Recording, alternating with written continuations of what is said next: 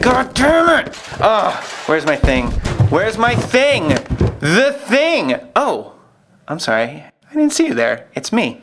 And it's me too. I am doing my asset report as Hort's person, and I just wanted to square with you the acquisitions from the last adventure. Let's theoretically say you weren't there.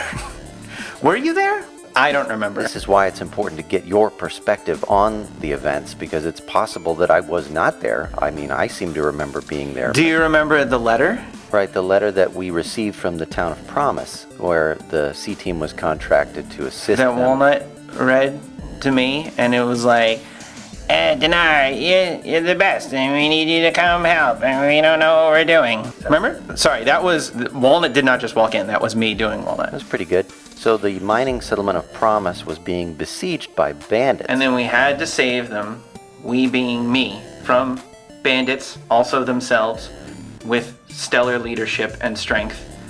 And then we went to Frimp. Well, right, I have that Rosie and Walnut stayed behind in the town of Promise to fortify their defenses, while you, me, and Mayor Quiver from Promise went to Frimp, a nearby settlement, to rally their forces and see if they would assist us. No, I think it was in the bag by that point, and it was like a vacation.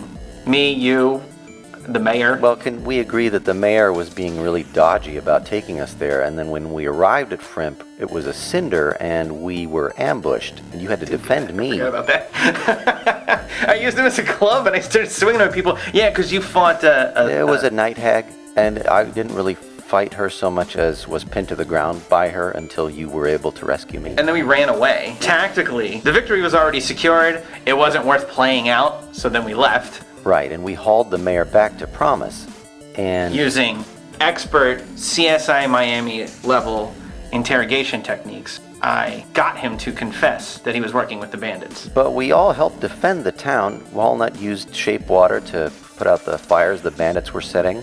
Rosie had rallied the townspeople to fight against the bandits themselves, and I invoked a shadow demon to assist in our efforts. What actually made us go to Promise?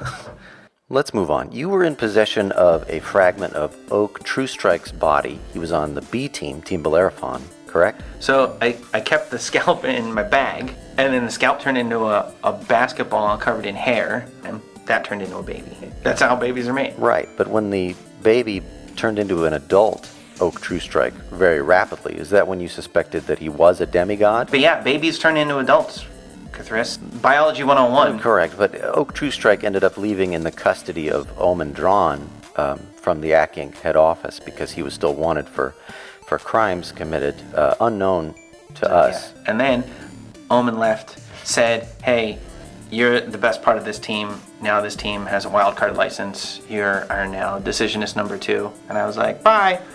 And then we went to a wedding, me and Rosie. And we were like, peace. And we'll get to the wedding in a moment, but while you were gone, Walnut and I encountered Death Woodrow, an impoverished fellow seeking the return of a pair of rings of protection that Omen had given us. And we learned that the rings were actually Vistani wedding bands, with a part of another paladin's soul trapped inside. I would never be trapped in a ring, I'll tell you that much. Miss me with those rings, you know what I mean? You're never gonna pin this guy down. Dieth was instrumental in uncovering a weapons smuggling ring in Red Larch that we were able to... Oh yeah, you guys did the rings because then you gave away all our money. As collateral. And that's within my right as the Hordes person to do for business reasons. Now tell me about the wedding that you went to. 2 of Rosie's kids were marrying each other. I think they were adopted grandchildren, right? I thought it was weird, but again, you're all hairy monsters. I don't know what your customs are. And then as a wedding gift, they tried to kill Rosie? Because of some unsubstantiated rumor that Rosie is a mob boss. Yeah, the mom father.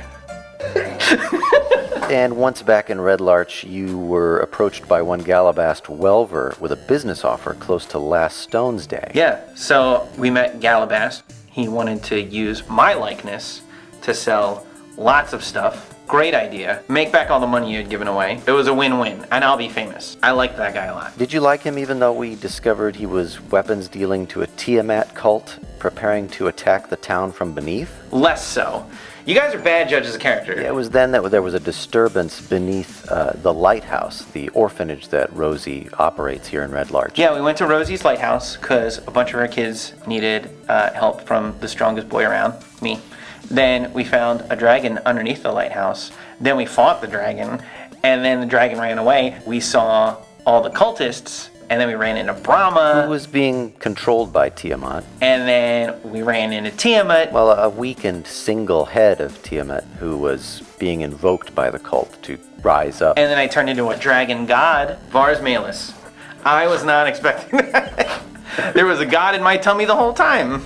After I killed Tiamat and saved the town and saved all the children and saved everyone, had a big parade, everyone said they loved me, talking to this Welver jerk, and I'm like, you know what? I'll just do Yummy Hunt myself. I don't trust you. I don't like your face. You look like a weirdo. Okay, and then, so that's where your recollections end. I don't know if you were there, but that's what I did. What did you do? I think that's a fairly complete record. Rosie, you can see a black rectangle with a kind of serpentine barbed S, a Shadow Council death marker that indicates that you have a task. And on the surface there, written in plain language, it says Omen Drawn. That's essentially it.